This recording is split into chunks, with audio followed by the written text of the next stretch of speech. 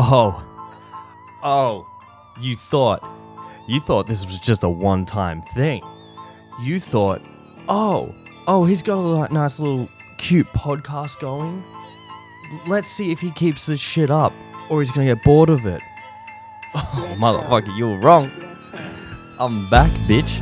This is it. Welcome to Mates Rates Podcast, Season 2. Officially Season 2. And I hope whatever song I decide to choose for the intro is cool as fuck. But we are back. We, meaning me. Me, myself, and I. But we are back for Season 2 of the Mates Rates Podcast. The reason why it's Season 2 is because I've been doing this shit for a year now. Over a year ago, I posted the first episode of this podcast. I didn't know how it was going to go, but I fucking love it. And I'm not bored of this shit yet.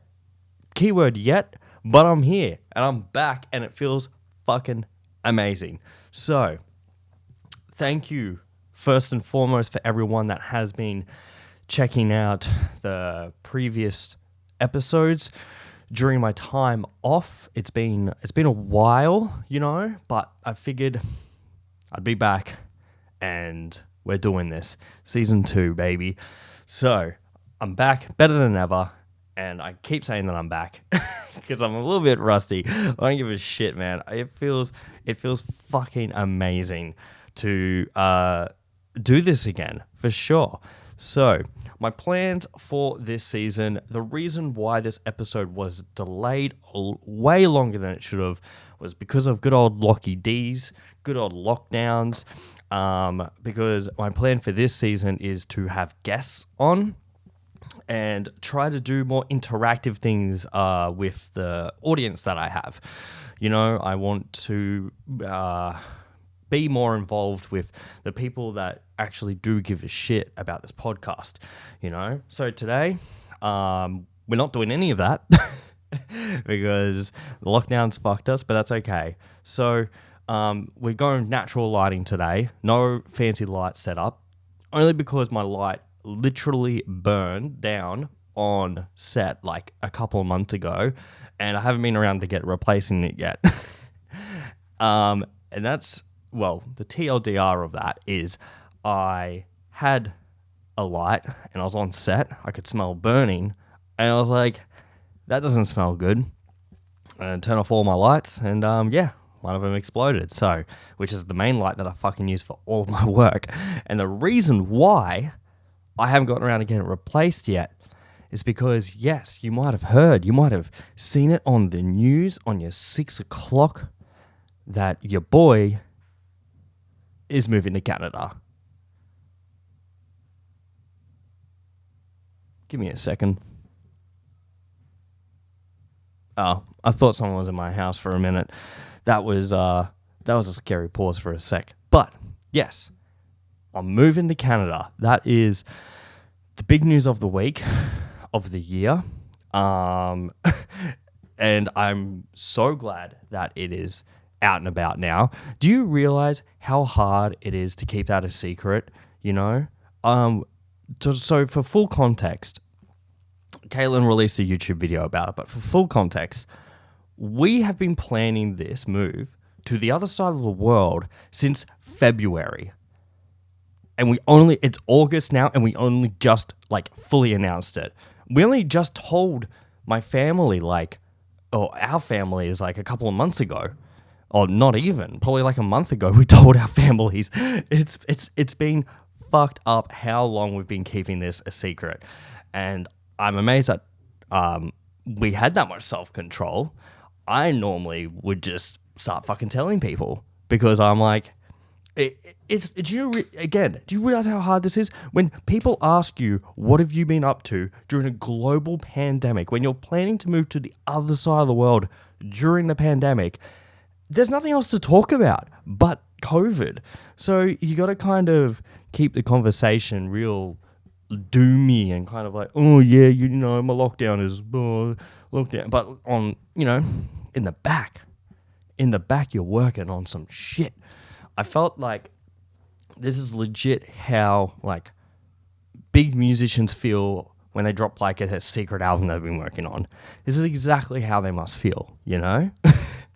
So, yeah, moving to Vancouver. The flight is out of this bitch on the 2nd of November. Now, actually, you know what? Let's keep this accurate. How many weeks till the 2nd of November? All right, so that's 11 weeks away. I thought it was 10. It's 11. So in 11 weeks' time, I'll be sitting on a plane with my wife and we'll be moving to the other side of the world. That is fucking nuts, because this whole year we're like, oh, you know, it's this many weeks until we go, and now we're nearly up to single-digit weeks, which is fucking crazy. So I know it's a bit. I said this in my post, but it is a bit poetic, like announcing that we're moving to the other side of the world in the middle of a lockdown. You know, I am fully aware that shit has fucked for everyone, you know, and this is exactly one of the main reasons why we're moving. You know, we had to put that in like our, so for those who don't know, if there are any international people especially listening to this podcast, Australia is in this much of a lockdown that you can't leave the country at all. Like, you have to apply and give good reasons, as genuine reasons as to why you're leaving the country. And I'm in some like travel exemption groups, which is, and by the way, they are absolute cesspools of like anti-vax, anti-lockdown, anti-mask bullshit. But some people there have been trying to leave the country for like 18 months now and still get denied. And so our exemptions got approved on the first go within 48 hours of us applying for it. And I was mind blown about that. But a couple of things in factor. We're not going till November, so vax rates in the country should be higher.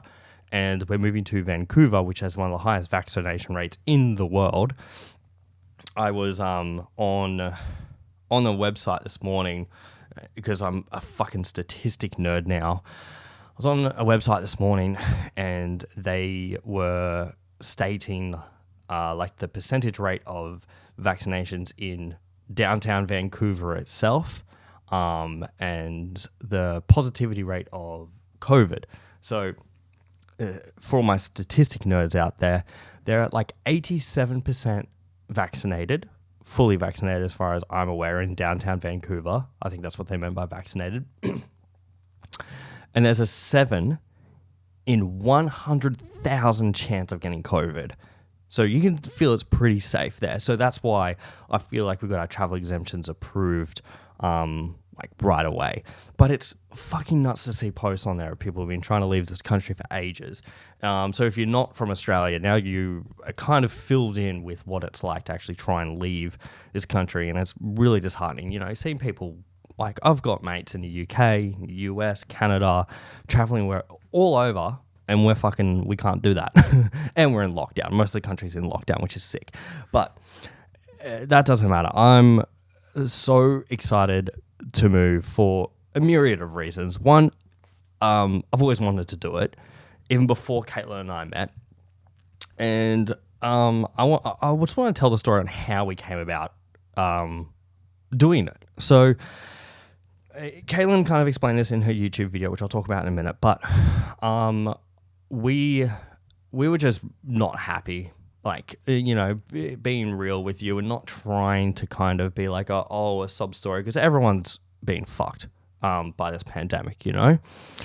But we were having a real tough time, and it was sometime in Feb or late Jan.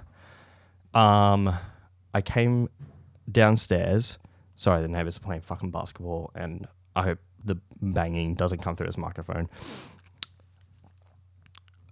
We were having some issues, not like within our marriage or anything like that. It's more so like we're having issues in our own separate personal lives that were mentally affecting us dramatically. And like, obviously we're there for each other. We love each other. I came downstairs one day. I'll remember this until the fucking day I die. Came downstairs one day, and Caitlin was upset, you know. She was a bit teary, and she was looking at apartments in Vancouver because we have discussed it during the course of our relationship. Oh, you know, let's move to Canada as like a joke, and then we fucking did it. So she was looking at apartments in Vancouver. One of my really good friends, Bo, lives there. Shout out to Bo as well. He's been fucking a tremendous help during this whole moving process. And we sat down and we just had a moment with each other. And I said, let's just do it. I was like, what do we have to lose? Like, this pandemic has fucked us so much that, like, why not? Like, why not take some time for ourselves? Like, let's be selfish for once in our lives. And we were like, yep, let's do it. And I said to Caitlin, I was like, you have to pinky promise, because if like we have to do this, we can't back down from this. This can't be like a fleeting idea, and then once we're out of lockdown, we'll forget about it. We have to commit. And we did. And at the time, the visas that we applied for, which is like the working holiday visa, that wasn't open yet. So I had to apply. This is fucking crazy. This is a part of the story that people don't know. I had to apply for permanent residency. So me being a filmmaker, and if you're a freelancer and a creative, use this fucking tool, please, if you want to go see the world, because this career is a ticket to go see the fucking world and live in other countries pretty easily if you've been in the biz for a while. So I was applying for permanent residency under the extraordinary persons section. It applies for filmmakers, athletes, all that type of stuff. Now, there's one in every part of the world. It's how I got my US visa. I applied for, I think my US visa was specifically for entertainment. And sorry, I just keep fucking hearing stuff, and I'm scared someone's going to come and, you know what? 2 seconds. All right, I'm going to pause this and I'll continue the story. Just give me 2 seconds. Okay, I'm back. I can resume story time. So, I was applying for permanent residency through the entertainment, and yeah, use this tool to your advantage if you're in the arts, I will say.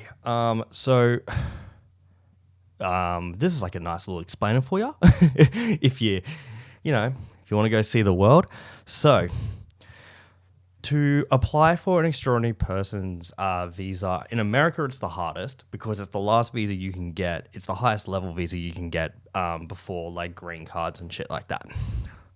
So in America you need a sponsor, but in Canada you don't. And I think for a lot of other countries you don't. I think it's just America you need a sponsor.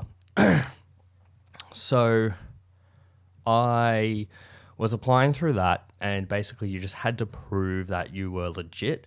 So you had to get all these reference letters done and like a business plan. It was, oh God, it was so draining. So I went to work, and for a few weeks I was getting reference letters from clients and past people that I worked with all around the world, building my case for the government. And then out of nowhere, literally out of nowhere, the Canada government was like, you know what? We're going to open up the working holiday visa again. So I did that. And we were like, oh, fuck, this is going to be so much easier. And yeah, sure enough, we did that instead. So that only happened like probably a month after we initially planned on moving. So the working holiday visa was piss easy to apply for. We did it all ourselves. It was like $300 to apply for. And like, oh, man, like, Matt, like, I've said this before, and I'll explain more like later in the podcast episode, but surely like manifesting means something, right? We were so determined that we wanted to move to Canada and give it a shot and see what happens. And everything is lined up. Our visa process, which we planned, which we thought was going to take like 3 to 4 months, like minimum, took like 6 weeks. We got our visas so quick and approved immediately. Everything was really easy. That's the other thing with permanent residency. We took like an English test as well. Yeah, all these other crazy things. Maybe I'll go through all the documents I had to go through, and I'll explain that in a different podcast episode if you give a shit about that. But Anyways, so yeah, I did the whole visa process itself, and it came really quickly. Travel exemptions approved right away. The only thing we have to do now is make sure our flights make it there, because flights are getting cancelled left, right, and center. So I have to call the airline tomorrow, and hopefully we can get our flights sorted. If not, it's fine. Like, we got insurance to like swap them out or whatever. So the plan is when we get there. Again, if you watch Caitlin's video, we had to get jobs in construction, so we have to work there. It's like our commitment is like a month, so I'm gonna work there for a month full time, and then after that we can just do whatever we want, which is great because I've already built some film connections there, and I'm excited to see where that's gonna go. You know, I feel like my creativity is back, and I know I think I've said it before in my last episode, but holy fucking shit, man, I am back on my fucking bullshit. I have been doing lots of like concept building and writing for all different types of shit, which I'm really, really excited for, which is why I'm excited to do this podcast again, because I was like, I need to do something to get it out, like now. So yeah, I'm excited to go back to how I was, and this kind of goes into my next point. So, but before I do that, I know it's all over the place, and I'm not pausing for a sponsor break because you know that this shit isn't good enough for that yet. But I want to talk about Caitlin's debut on YouTube. My wife is officially a YouTuber. She's got a YouTube channel. And I'm so fucking proud of her. It's the coolest fucking thing ever. And she's absolutely crushing it. We filmed another video yesterday. And yeah, so she is going to be doing vlogs while we're in Canada. So subscribe to her channel for sure, because you'll be able to see the actual things that we do. Because I don't know what to do with my YouTube channel yet still. I'm kind of figuring that out. But yeah, she is absolutely crushing it, and you should definitely check her shit out. So, this kind of goes into going back to what I was trying to say. So, I'm back on my creativity train, and I've just been going through my stuff because obviously we're moving. Like, behind this camera right now is like fucking 5 suitcases, because we got to start planning how we're gonna pack and what to bring and what not to bring.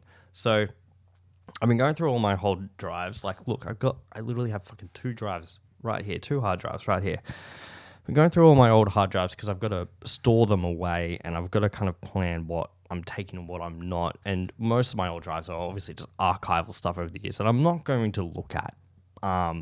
So I've been going, I'm just trying to consolidate them, so I'm not packing like 50 million hard drives. I'm only doing like a few of the big, bulky RAID type drives. Welcome to Tech Hour, folks. Anyways, I found a drive the other day that had all of my Warped Tour, my first Warped Tour that I went on, my first international tour that I ever went on, Warped Tour 2015. And fuck, man, there were so many photos and videos on there that I'd forgotten about, because that documentary was like 45 minutes long, but I was there for 2 months filming and photographing every single day. So there's so much shit that didn't make it. And I was like, fuck, man, like that. I'm actually going to go through the photos and edit some to post on my gram, because I have to, because there's so many cool photos that I never uploaded because Instagram didn't have like the carousel thing yet, and I didn't want to spam my feed. But yeah, there's literally like hundreds of photos that I can easily upload, but I won't. I'll only upload the ones that I want to do. So, you know what? I'm kind of getting sentimental. So bear with me, but it's fucking insane, like how creative I was back then as well. I was like, man, what happened? Like, I obviously know what happened, which I'll probably talk about in the future, or leave that to my therapist. But man, like, I it's kind of hard to come up with the words to describe how I feel when it comes to the things that I've achieved in my life, and that being one of them, man. I remember fucking back in 10 years ago now, I was at film school. My plan was to just film music videos when I could and work at a production house. And I said to myself, oh man, maybe in 5 years' time, I can do some traveling with some bands. That'd be kind of cool. And then sure enough, that shit got fast-tracked so fucking quick, man. I went on my first US trip in 2014, and I traveled really consistently overseas with bands, and I absolutely crushed that lifelong dream that I had before I kind of got jaded a bit about touring.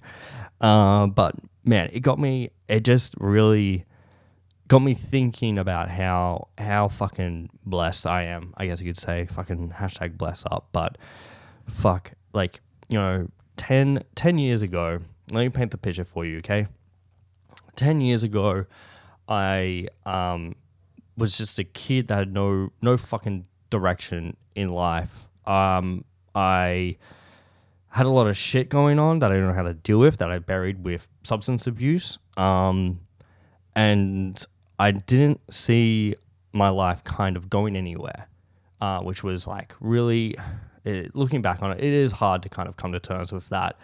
But to think now, like what has happened in those 10 years, like that's fucking ridiculous, man.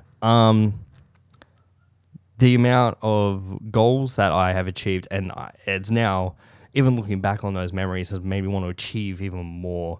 Like, I don't know, man. I don't want to be one of those people that are like, if you just want to fucking, make your dreams come reality and all that type of stuff. But man, like, if you're the age that I was 10 years ago, so if you're like fucking 19 and you're just kind of coming out of high school and you have no idea what you want to do, man, like if you're scared even of what you want to do, don't be scared. Fuck the people who tell you not to do that shit. Because I had that a lot, I had people in high school telling me, nah, man, filming bands is fucking lame. Why you listen to this shit? Why you listen to these punk and hardcore bands? That shit just motivated me even more to kind of prove them wrong. I was a bit petty like that, but so I don't recommend you be petty like that. But it's fucking nuts to think that. And then that was even more than 10 years. That was like fucking 15 years ago. So,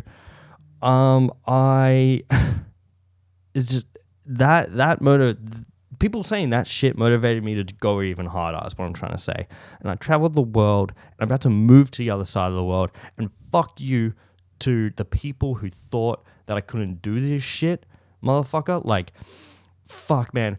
All these fucking people that said that shit, man, what are they doing with their lives now? Where are they at? Huh? Like, I'm here, and I'm on some Kanye shit right now. I gotta fucking turn it back. I've never had this much confidence before in my life, man. I've proven to myself that anything is possible, but it's true. I've proven to myself that if I want to fucking do something, I can do that and go get it. In 2015, early 2015, before I even went on Warped Tour, my first ever Warped Tour, in early 2015, I took a photo of me in a Canadian jersey, like a hockey jersey. Back in, I think it was like February 2015, I was like, fuck, man, it'd be sick to like live in Canada. And I took that photo because I knew at some point something like that would happen in my life. And here I fucking am, 10 weeks away from moving. I could have done that shit. I could have moved anytime between 2015 and now, but I didn't want to. I feel like the timing wasn't right, but now is the right fucking time to do it. And that's why we're going. So what I'm trying to say is, man, I'm just fucking happy and I'm confident, and I'm back on my. I think I'm back on my bullshit because I'm back to where I used to be. I've stopped giving a shit about what people think. Motherfuckers want to laugh and point fingers and be like, oh, look at this. No, those fucking losers are just jealous. They're just jealous and miserable with their own shitty fucking lives because they didn't want to take the chance to go out and do shit, all right? I came back from the first Warp Tour. My credit cards were maxed out because I didn't get paid for that run. I only got paid for my flights, and that was it. I had to float myself for the rest of the run. I wasn't rolling in it, so I used my credit cards. I came home. I remember I went to the supermarket to buy food, and my credit card maxed out. I had no money for food, but I didn't give a fuck because that risk that I took, that definitely gave me consequences. I was in a lot of credit card debt for a while, which I don't recommend. But that action, that risk that I took is probably the reason why I'm here now. You know, that gave me the ticket to work for Warped Tour. It got me a ticket to work with other bands like The Amity Affliction, Beartooth, Rise Against, Underoath. You know, it opened so many doors for me. So I'll shut the fuck up and move on to the rest of the podcast. But just give me my Kanye moment, people. Give me my fucking Kanye moment. All right. All I'm trying to say is, if you want to go do something, do it.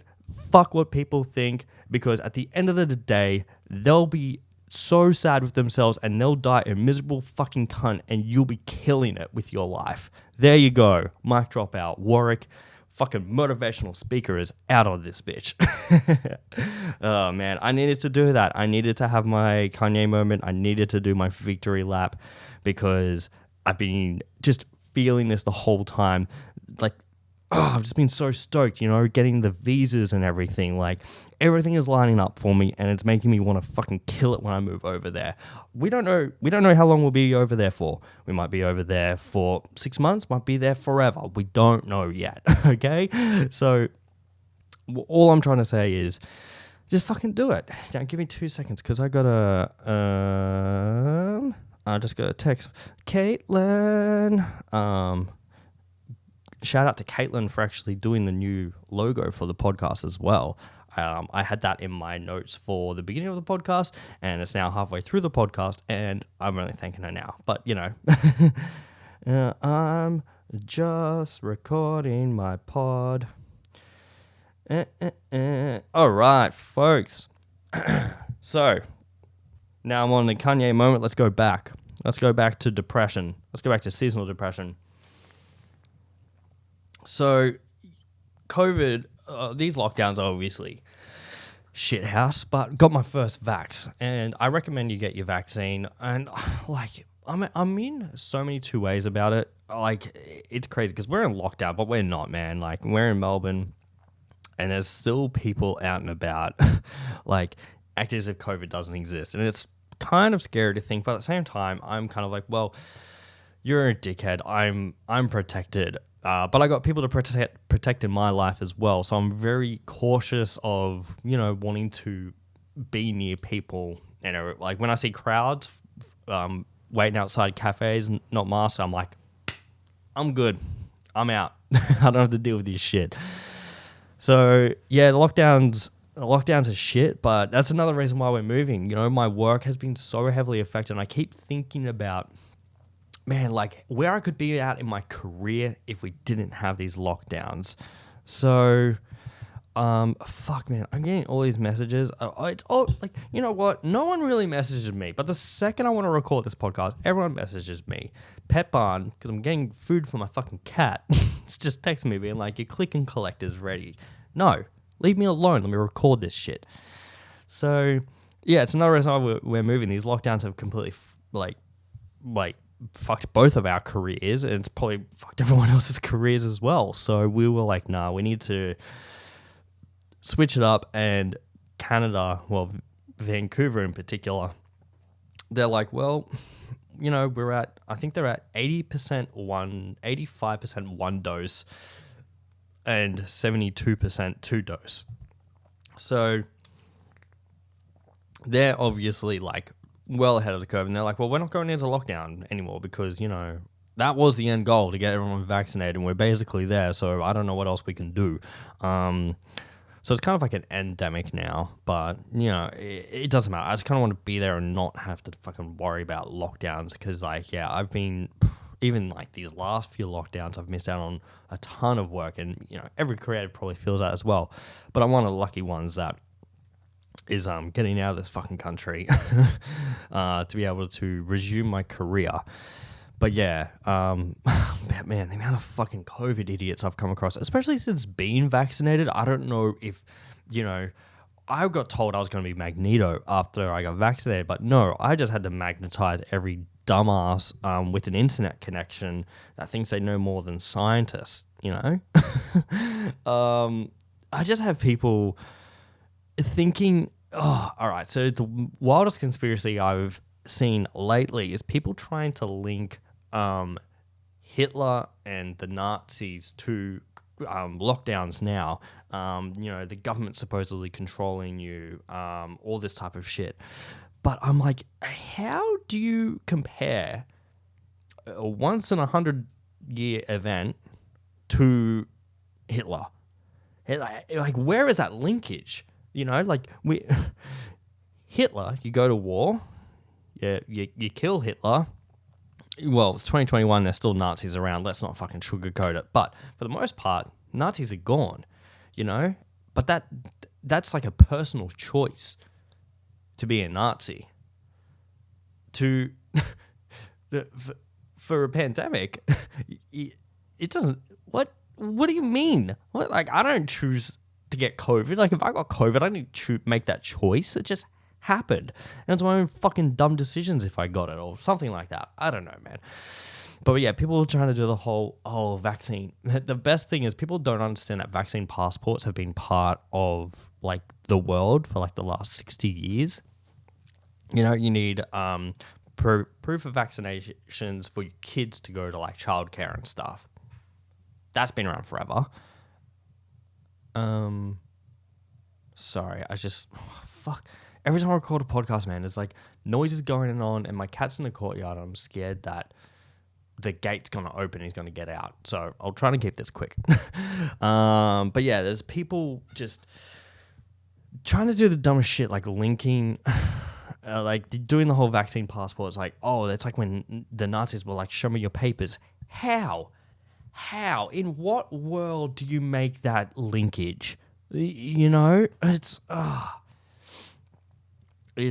by far at least the pandemic has shown me this. It's shown me who to separate myself with, because there are so many dumb people that I didn't know existed that do. And like, it's funny because all these counterpoints are just even more hilarious. And it's true. People are like, oh, so you don't want to get vaccinated. Okay, so you don't trust scientists and doctors. Well, you better not ever go to a hospital ever again, because they're full of doctors. So if you break your leg, well, you don't trust the vaccine, so you shouldn't go to the hospital then. Man, I don't know. I could go on for ages about it. I kind of don't want to, because I've got like fatigue from it all, but at the same time, it's like, I don't know. Anyways, the future is now, folks. Okay? We're in 2021, but I feel like we're living in 2050 right now. Let me fucking tell you something. So there's, everyone's doing online orders. It's the new thing now, right? I just bought coffee to get delivered to our house. We get like these cold brew cans. Shout out to St. Ali that do these cold brew cans. I think they're called like, what's it called? Like Awaken a Can or something like that. Anyways, really fucking good cold brew in a can. I ordered it, went to checkout. I was like, oh, you know, I'm about to put my card details in like a fucking simpleton. No. They were like, sir, would you like to pay with cryptocurrency? I was like, excuse me? Paying cryptocurrency? What? Da Vinci? And I was like, yes, please. I have my crypto wallet right here. Give me your address. Paid in crypto. I was like, oh my God. Crypto is it's the future. And I know. Yeah, okay. I'm turning 30 this year, and I picked up one of the few hobbies that white dudes do when they hit 30. I picked up two of them, actually, podcasting and cryptocurrency. I'm not ashamed of it. Let a man fucking live, would ya? At least I'm not, listening to Joe Rogan. Huh? At least my whole personality is not based on that. Yeah? I'm built different. So, paid for it in crypto. I was like, holy fuck, that's sick. And it actually reminded me. So, one of the apartments, we're currently applying for apartments in Vancouver. Did you know I'm moving to Canada? Don't think I've mentioned it before.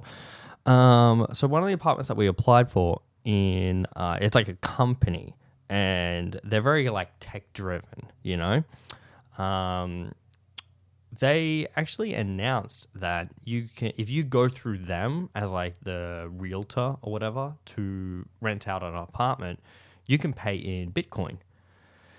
Now that's cool. It's like going the whole mass adoption type thing with cryptocurrency. But the only thing is I've figured out is like, why would you want to pay like $2,000 a month in Bitcoin when if you just hold that $2,000 in your Bitcoin wallet, that would appreciate dramatically over time. I guess it's kind of helpful if you're an investor and shit hits the fan again and you kind of need money. But if shit hits the fan and you need money, the crypto markets probably aren't doing that well, So I don't know. I just felt like it was kind of a bit counteractive to pay for shit with Bitcoin. But one thing that I found is really interesting, and this whole podcast is based around Canada, COVID, and crypto, the 3 C's.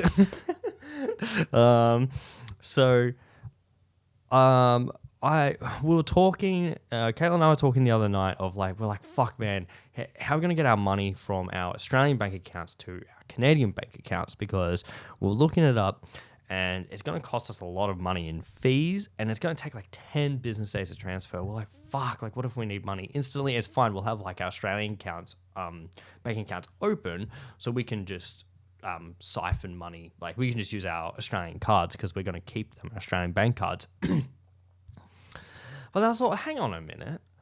When I put money on a crypto exchange, it's like instant. It happens within like a few minutes. And I was like, what if I deposit money into a crypto wallet and then have that crypto wallet linked to our Canadian bank account and then just withdraw through that? I was like, wait a minute, this is what crypto was kind of built for. But it's funny because like crypto was made to take out the middleman, but all of a sudden I'm using my crypto wallet as the ironic middleman in this situation. But yeah, so that's what we're going to do for our finances. And I was like, fuck man, this is great. And it's great because finally Caitlin's on board with something to do with crypto. Every time I buy them out, she's like, Warwick, shut the fuck up. I don't care about crypto. As long as you're not, going dead broke, I don't want to know about it, okay? Just don't talk to me about crypto. I was like, okay. But that idea, genius. So, yeah, that's what we're doing. My crypto wallet is... No, I'm kidding. Just give out my crypto wallet and ask people to deposit money in there or get hacked. That's probably what's gonna happen. But yeah, so... Like, all right, I'm gonna wrap this up because I've been going for a minute now. We're going for about 40 minutes, so I'm gonna kind of give this up. Let you guys resume whatever you're doing during lockdown. Whether you picked up podcasting, streaming, binge eating, working out, it doesn't matter. Man, I gotta start working out more. Actually, speaking of that, I've probably said it before on the podcast, but I've been training Muay Thai for almost a year now.